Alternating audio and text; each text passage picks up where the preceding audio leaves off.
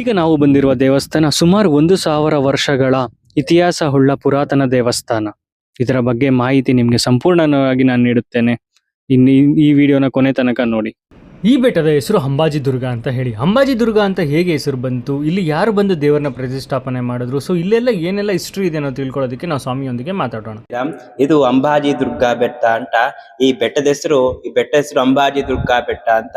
ಇಲ್ಲಿ ಆಂಜನೇಯ ಸ್ವಾಮಿ ಕ್ಷೇತ್ರ ಪಾಲಕ ಅಂತ ಇಲ್ಲಿ ಪ್ರತಿಷ್ಠಾಪನೆ ಮಾಡಿದ ಸಂಕಲ್ಪ. ಯಾರಪ್ಪ ಪ್ರತಿಷ್ಠಾಪನೆ ಆಗಿರೋದಂದ್ರೆ ರಾಮಾಯಣ ಕಾಲದಲ್ಲಿ ಅಂಬಾಜಿರಾವ್ ಕುಂಬಾಜಿರಾವ್ ಅಂತ ಪಾಳೆಗಾರರು ಇಲ್ಲಿ ಪ್ರತಿಷ್ಠಾಪನೆ ಮಾಡಿದ ಸಂಕಲ್ಪ.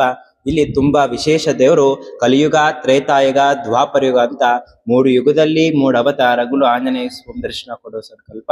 ಇಲ್ಲಿ ಏನಾದ್ರೂ ಸಂಕಲ್ಪ ಮಾಡ್ಕೊಂಡ್ರೆ 41 ದಿವಸ ಒಳಗಡೆ ನೀವೇನ್ ಸಂಕಲ್ಪ ಮಾಡ್ಕೊಂಡಾಗುತ್ತೆ ಅಷ್ಟು ಪವರ್ಫುಲ್ ಆಂಜನೇಯ ಸ್ವಾಮಿ ಅಂತ.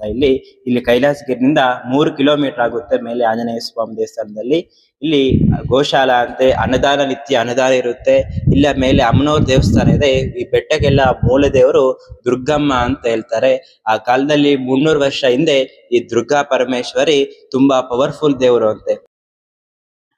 ಈ ಒಂದು ದೇವಸ್ಥಾನಕ್ಕೆ ನೀವು ಎಷ್ಟು ವರ್ಷದಿಂದ ಬರ್ತಿದ್ರೆ, ಇಲ್ಲಿ ಬಂದ್ಮೇಲೆ ನಿಮ್ಗೆ ಏನೆಲ್ಲ ಒಳ್ಳೇದಾಗಿದೆ? ನಾವಿಲ್ಲಿ ಬರ್ತಾ ಇರೋದು 6-7 ವರ್ಷದಿಂದ ಬರ್ತಾ ಇದ್ದೀವಿ. ನಾವಿಲ್ಲಿ ಇಷ್ಟು ಪವಾಡ ಇದು ನಡೀತದೆ ಅಂತ ನಾವು ಅನ್ಕೊಂಡಿರ್ಲಿಲ್ಲ. ನಾವು ಅವತ್ತೇನೋ ಒಂದು ಸೈಟ್ ನೋಡೋದಕ್ಕೋಸ್ಕರ ಬಂದಿದ್ವಿ.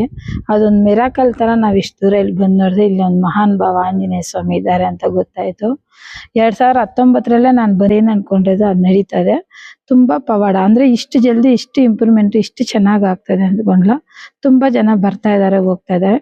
ನೀವು ತುಂಬಾ ಹೆಲ್ಪ್ ಮಾಡಿ, ಸಪೋರ್ಟ್ ಮಾಡಿ ಆಂಜನೇಯ ಸ್ವಾಮಿಗೆ ಇನ್ನಷ್ಟು ಅಭಿವೃದ್ಧಿ ಆಗ್ಲಿ ಅಂತ ನಾನು ಮಾತು ಮುಗಿಸ್ತಾ ಇದ್ದೀನಿ. ಇಷ್ಟೊಂದು ಪವಾಡ ಇರುವ ಈ ದೇವಸ್ಥಾನಕ್ಕೆ ನೀವು ಹೇಗೆ ಬರಬೇಕು ಅನ್ನೋದನ್ನು ನಾನು ಕಂಪ್ಲೀಟ್ ವಿಡಿಯೋ ನಾನು ನಿಮಗೆ ನೆಕ್ಸ್ಟ್ ವಿಡಿಯೋನಲ್ಲಿ ಕೊಡ್ತೀನಿ. ಹಾಗೆ ಆವಾಗವರೆಗೂ ನಮ್ಮ ಒಂದು ಚಾನಲ್ನ ಫಾಲೋ ಮಾಡ್ಕೊಳ್ಳಿ. ಹಾಗೆ ಇನ್ನಷ್ಟು ಜನಕ್ಕೆ ಶೇರ್ ಮಾಡಿ ಈ ಒಂದು ದೇವಸ್ಥಾನದ ಬಗ್ಗೆ ಅವರಿಗೆ ಮಾಹಿತಿಯನ್ನು ನೀಡಿ. ಧನ್ಯವಾದಗಳು.